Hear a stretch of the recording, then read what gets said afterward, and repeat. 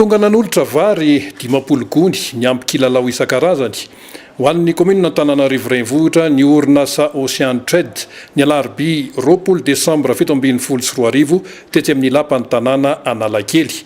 Amin'izao akatoky ny fetiny Noely izao izay tafiditra indrindra ao anatin'ny asaramanitra. Arak'izany dia natolotra tamin'ny fomba ofisialy ny ben'ny tanàna Antananarivo renivohitra Lalora Valomanana ireto fanomezana ireto. Mitondra amin'ny fanazavana Andriamatoa Razak'Andrainibe Gérard avy amin'ny groupe Ocean Trade.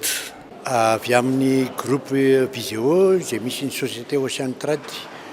Soloko tena eto ny directeur général Irji Moustapha nanolotra an'ireto fanomezana reto ho an'ny nécessité eto amin'ny commune Antananarivo renivohitra dia vary sy kilalao natolotray ho an'ny eto Antananarivo renivohitra fiaraha-miasa amin'ny société Ocean Trade sy ny commune urbaine Antananarivo.